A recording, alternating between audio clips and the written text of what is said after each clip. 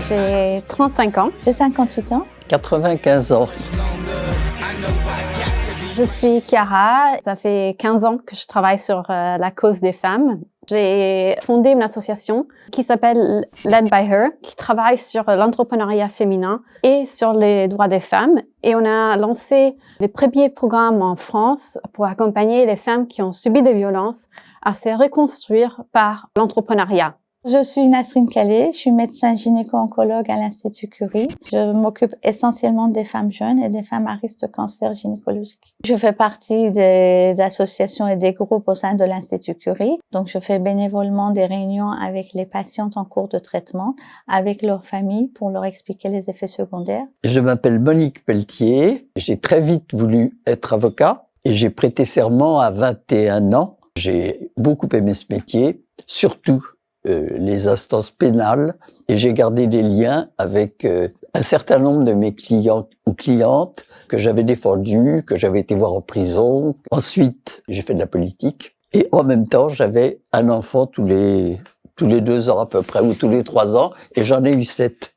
Et puis, j'ai perdu un sac avenue de la Grande Armée, et qui m'a ramassé le sac?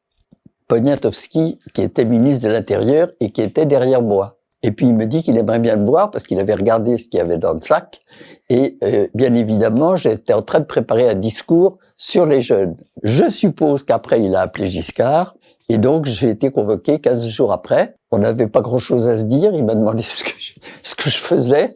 Je lui ai pas demandé ce qu'il faisait. Mais je lui ai dit que j'avais apprécié des mesures qu'il avait prises. Et c'était vrai. La majorité à 18 ans, j'ai trouvé que c'était très bien. Et puis un jour, on m'a appelé en me disant « On modifie le gouvernement, voulez-vous être secrétaire d'État à la justice ?» J'ai dit oui. Et au bout d'1 an, Alain Peyrefitte m'a appelé, on avait eu des petits incidents divers. Il m'appelle et il me dit « Grâce à moi, vous allez devenir ministre. » J'ai dit « Je vous remercie beaucoup. » Donc j'étais ministre de la condition féminine et ensuite et des familles.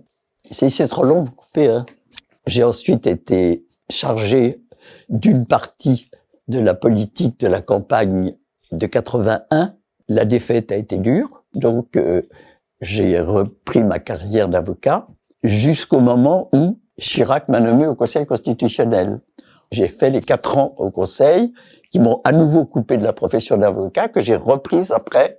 Donc, vous voyez, j'étais un avocat qui devait chaque fois refaire une clientèle. C'était assez sportif, mais finalement, j'ai beaucoup aimé cette profession telle qu'elle était à ce moment-là. Plus j'avançais, moins j'aimais ce métier parce qu'il avait vraiment tellement changé que c'était devenu un métier où il fallait d'abord gagner de l'argent, ensuite gagner de l'argent et ensuite avoir des personnalités connues comme clients. Et c'était pas du tout comme ça que j'avais envisagé cette profession. Après, eh bien, j'ai œuvré dans diverses associations et faisant partie d'un groupe très intéressant parce que nous souhaitons qu'on s'occupe autrement des vieux de plus de 80 ans qu'aujourd'hui dans les EHPAD notamment. Et nous voudrions qu'ils soient traités comme des citoyens avec des droits et avec notamment le pouvoir de décision, quand ils en ont les moyens, sur leur vie. Je suis indépendante et je souhaite rester indépendante. C'est avoir les moyens de parler. Parler, c'est s'exprimer, pas seulement face à quelqu'un, mais face à un certain nombre de personnes. Et c'est très difficile quand on n'a plus les moyens qu'on a eus, c'est-à-dire quand on n'a plus quelqu'un qui s'occupe de vos relations avec la presse. Moi, je connais pas les jeunes générations de journalistes et c'est plutôt difficile. Il y a des journaux avec lesquels j'y arrive parce que j'ai un bon contact avec un journaliste, mais c'est chaque fois compliqué. Dans beaucoup de pays, on n'a même pas le droit de parler de ces problèmes.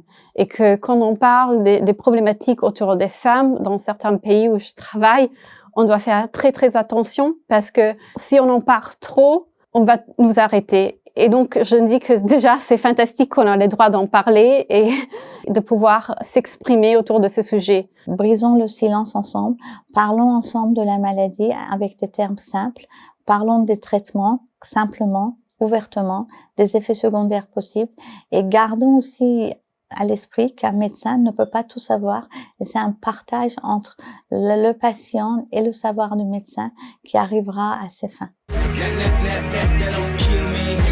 Quand j'étais au gouvernement, c'était d'avoir fait du viol un crime. Jusqu'alors, le viol était un délit, c'est-à-dire qu'il était jugé au correctionnel et c'était donc des peines moins lourdes. Et quand c'est un crime, c'est aux assises, c'est à la fois plus connu, plus entendu, et les peines sont plus lourdes.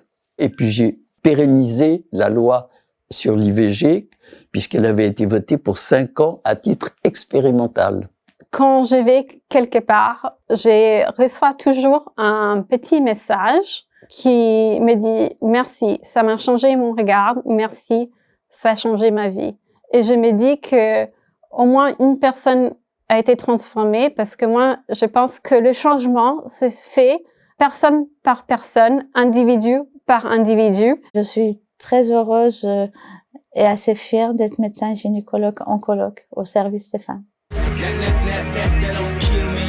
J'aimerais avoir encore plus d'impact parce que je trouve que c'est une cause tellement importante. C'est vraiment une des causes les plus importantes aujourd'hui et qu'on doit toucher vraiment tous les individus. J'aurais voulu aller peut-être plus au contact de certaines femmes qui sont dans les pays en voie de développement et pouvoir les aider directement, leur apporter des renseignements sur leur état de femme et sur les maladies pour mieux les aider. Il restait 1000 choses à faire que je n'ai jamais pu accomplir.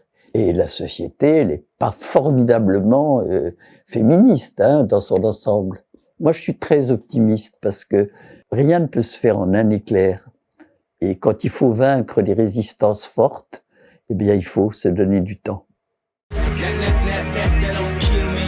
Ça a énormément évolué depuis que j'étais au gouvernement. Énormément. Dans les années qui ont suivi, il y a eu beaucoup de progrès avec Yvette Roudy et toutes celles qui ont suivi. Et il faut admettre que tous les changements dans les mœurs sont lents. Alors, le travail sur l'égalité des salaires, le travail sur l'égalité de la présence des femmes, par exemple, il n'y avait pas une seule femme dans les sociétés du CAC 40 et il y en a maintenant une. Eh ben, il faudrait qu'il y en ait plus. Les femmes de ma génération doivent faire le relais entre ce qui s'est passé avant et ce qui se passe maintenant pour que les jeunes n'oublient pas que nos aînés se sont battus pour nos droits. Et si on peut vivre bien maintenant en tant que femme, c'est grâce à nos aînés. Nous avons beaucoup de lois qui nous protègent en tant que femmes et il y a toujours des biais inconscients qui créent beaucoup de discrimination dans notre société. Et ce sont les biais qui font faire en sorte que on va pas embaucher une femme mécanicienne parce qu'on va pas penser qu'elle soit capable, qu'on va pas donner une promotion à une femme, qu'on va traiter une femme qui rentre de son congé mat d'une façon différente.